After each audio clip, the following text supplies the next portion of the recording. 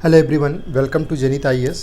हम लोग देख रहे हैं उत्तर वैदिक काल। ठीक, उत्तर वैदिक काल का जो बेसिक कॉन्सेप्ट था वो सारा का सारा डिस्कस किया जा चुका है। ठीक, उसकी जो जो बारीक बातें थी हम लोगों ने 40 पॉइंट्स में उसको डिवाइड करके अच्छी तरीके से समझ लिया है। अगर आपको दोबारा रिवाइज करना हो तो आप पिछली क्लास में जाके उसे अच्छी तरीके से रिवाइज कर लीजिए, एक शॉर्ट में नोट्स बना लीजिए। अब आज की क्लास में हम लोग देखेंगे कि उत्तर वैदिक काल से रिलेटेड जो क्वेश्चंस एग्जामिनर पूछने का प्रयास करता है, हर पेपर में आपको यहाँ से रिलेटेड क्वेश्चन मिलेगा। जहाँ भी इतिहास से रिलेटेड क्वेश्चन पूछा जाएगा, वैदिक काल से रिलेटेड क्वेश्चन आता ही आता है, ऋग्वैदिक काल और उत्तर वैदिक काल। तो अब तक जिस तरीके के प्रश्न पूछे गए हैं या पूछे आगे जा सकते हैं, आइए उन पे चर्चा करते हैं। अगर आपका बेसिक कॉन्सेप्ट क्लियर है तो एक भी क्वेश्चन इस एरिया से आप मिस नहीं करोगे। ठीक, सबसे पहले तो समयावधि से रिलेटेड ही क्वेश्चन आपसे पूछा जाएगा कि समयावधि क्या मानी जाती है। तो 1500 से लेके 1000, 1000 से लेके 600, 600 से लेके 300 और 200 से लेके 1500 क्या टाइम पीरियड है उत्तर वैदिक काल। तो 1000 से लेकर के 600 बीसी तक का समय है किसका, उत्तर वैदिक काल का। और ऋग्वैदिक काल का 1500 से लेके 1000 बीसी। ठीक, तो उत्तर वैदिक काल ये कितना है, 1000 से लेकर के 600। ये काल ऋग्वैदिक काल के बाद का समय है जिसमें समाज में अस्थायित्व, कृषि विस्तार, राज्य का निर्माण है ना, सामाजिक विभाजन जैसे बड़े परिवर्तन हुए। इस काल के प्रमुख ग्रंथ में यजुर्वेद है, सामवेद है, अथर्ववेद है, ब्राह्मण, आरण्यक, उपनिषद, ये सारे ग्रंथ हैं। ये काल जनजातीय व्यवस्था से संगठित राज्य व्यवस्था की ओर संक्रमण काल का समय माना जाता है। ठीक, यहीं से क्या होता है कि जनजातीय व्यवस्था से राज्य संगठित होने लगते हैं। जन से क्या बनता है, जनपद, जनपद से फिर क्या बनेगा, महाजनपद, और फिर साम्राज्यों का निर्माण शुरू होगा। बात समझ में आई। उत्तर वैदिक काल में आर्यों का विस्तार मुख्यतः किस दिशा में हुआ था। तो मैंने आपको पहले बताया था कि पहले ये लोग इस क्षेत्र में निवास करते थे और फिर गंगा यमुना के क्षेत्र की तरफ ये लोग बढ़ने लगते हैं। यानी किस तरफ बढ़ने लगते हैं, पूरब की तरफ। ये डायरेक्शन क्या है, पूरब, ये है पश्चिम, ये ऊपर वाला नॉर्थ, नीचे साउथ। तो किधर की तरफ विस्तार होता है इन लोगों का, पूरब की तरफ। क्लियर। तो उत्तर वैदिक काल में आर्यों का मुख्य रूप से किस दिशा में, पूर्व दिशा में, गंगा यमुना दोआब, काशी, कौशल और विदेह क्षेत्रों तक।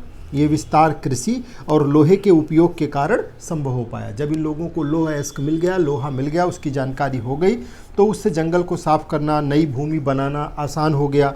ठीक है, और अस्थाई बस्ती और जनपदों के निर्माण को इससे क्या मिला, बढ़ावा मिला, और इससे राजनीतिक संगठनों का विकास हुआ और छोटे जनों से बड़े राज्यों का, जनपदों का उदय हुआ। बाद में फिर अभी आप देखोगे 16 महाजनपदों का निर्माण हो जाएगा। ठीक, तीसरा प्रश्न है, कौन सा जनपद उत्तर वैदिक काल में प्रमुख था। मगध था, कुरु था, मौर्य था, शुंग था। तो दो के नाम सबसे ज़्यादा आते हैं उत्तर वैदिक काल में, कौन, कुरु और पंचाल। ठीक है, उत्तर वैदिक काल में कुरु और पंचाल क्या थे, ये प्रमुख जनपद थे जो वैदिक संस्कृति का केंद्र माने जाते हैं। कल बताया था मैंने। ठीक है, कुरु क्षेत्र विशेष रूप से धार्मिक और राजनीतिक दृष्टि से, जो कुरु क्षेत्र था ये धार्मिक और राजनीतिक दृष्टि से महत्वपूर्ण था। यहाँ यज्ञों का आयोजन बड़े पैमाने पर किया जाता था और ब्राह्मणों का प्रभाव अधिक था। आगे ये क्षेत्र आगे चल करके महाजनपदों के विकास का आधार बना, जिससे भारतीय राजनीतिक इतिहास में महत्वपूर्ण परिवर्तन हुए। बात समझ में आई। अगला है, उत्तर वैदिक काल में राजा की शक्ति का स्रोत क्या था। उत्तर वैदिक काल में जो राजा था उसकी शक्ति का स्रोत जनता था, सेना था, यज्ञ था, या फिर व्यापार था। तो उत्तर वैदिक काल में किसका प्रभाव बढ़ गया था, यज्ञ का। राजा क्या करता था, यज्ञ, यज्ञ करके ही अपनी शक्ति को स्थापित करता था। उसमें कौन कौन से यज्ञ, जैसे अश्वमेध यज्ञ, राजसूय यज्ञ, वाजपेय यज्ञ। इन यज्ञों के माध्यम से राजा अपनी सत्ता को धार्मिक मान्यता देता था और अपनी श्रेष्ठता प्रूफ करता था। ठीक, ब्राह्मण इन यज्ञों का संचालन करते थे, जिससे उनका प्रभाव भी बढ़ जाता था। ठीक है, इस प्रकार धर्म और राजनीति का संगठित संबंध हुआ और राजा की शक्ति जो है वो क्या होती गई, वैध मानी जाती गई। बात समझ में आई, क्लियर है। अश्वमेध यज्ञ का उद्देश्य क्या था, वर्षा प्राप्त करना, राज्य विस्तार, संतान प्राप्ति, रोग निवारण।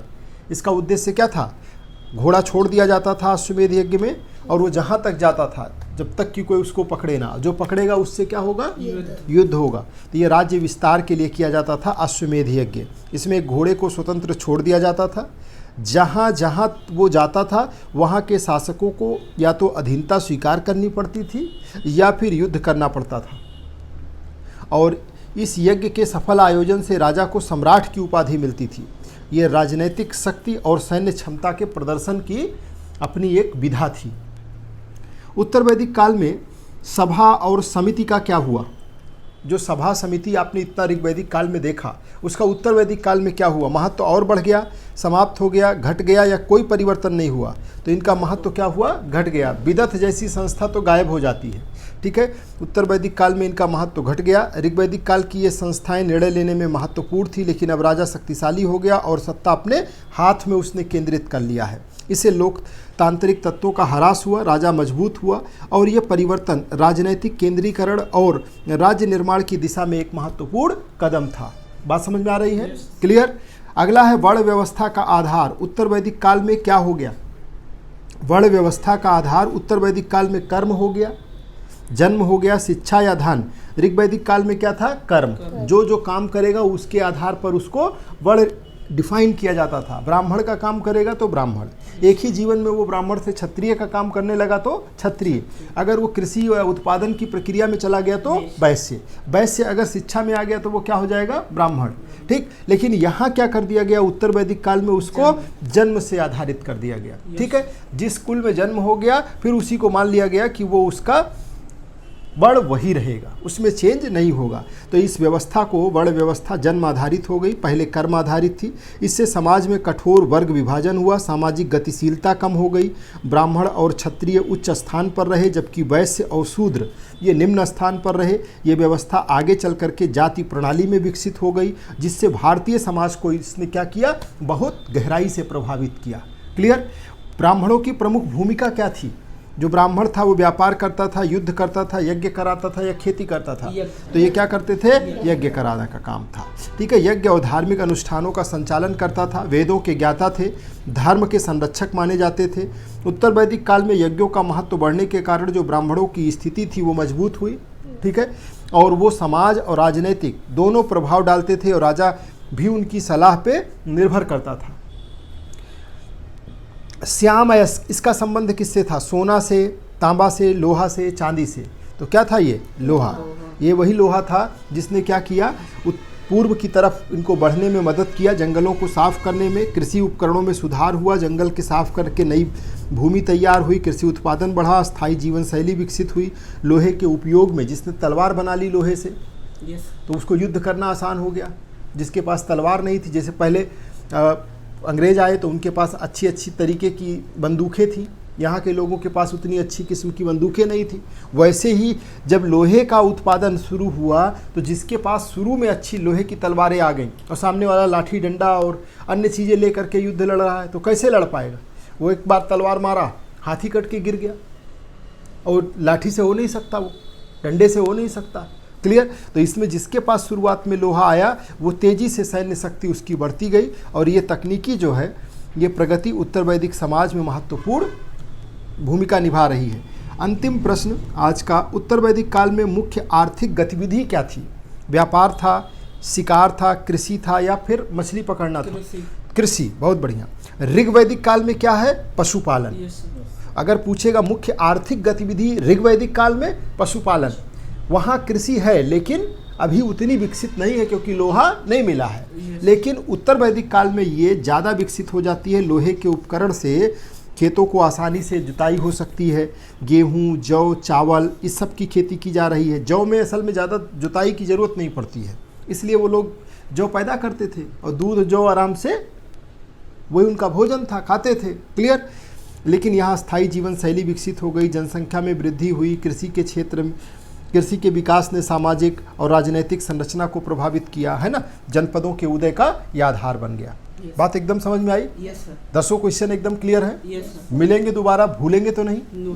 ठीक, पक्का। एक बार सबसे पहले यही करना है कि जो चीज़ पढ़ना है उसको ये सोच के पढ़ना अंतिम बार पढ़ रहे हैं, फिर मुलाकात हो या सीधे एग्जामिनेशन हॉल में मुलाकात हो, और कहीं मिले ना मिले, लेकिन अगर हॉल में मिलेगा तो फिर इसको पहचान लेंगे कि हाँ आपसे तो पहले मुलाकात है हमारी। क्योंकि तुमसे दोबारा मुलाकात हो अगर ये सोच के बार बार पढ़ोगे तो कमज़ोर रहोगे कि रिवाइज कर लेंगे, फिर देख लेंगे, फिर कर लेंगे। एक बार में जब ये अपने अंदर सोच डेवलप करोगे तो आपके लिए बड़ी आसानी हो जाएगी। आपको लगेगा सच में एक बार में ही वो चीज़ें हमारे दिमाग में बैठ जाएं। सारी चीज़ें भूली नहीं जाती हैं, बचपन की बहुत सी चीज़ें आपको आज भी याद होगी, है कि नहीं? भूले कुछ इस तरीके से आपके जहन में वो बैठ गई है कि नहीं भूलते, आज भी वो तरोताज़ा है। तो वैसे ही आप अगर उस सोच के साथ में इसको हैंडल करोगे तो कितना भी बड़ा विस्तार हो जाए, और अनलिमिटेड सिलेबस नहीं है, लेकिन जब उसको इंटरेस्टिंग तरीके से, मनोरंजन की तरीके से अपने दिल में बिना किसी प्रेशर के जगह दोगे तो वो सच में सेट हो जाएगा और फिर कभी नहीं भूलेगा। ठीक, इसके आगे के क्वेश्चंस हम लोग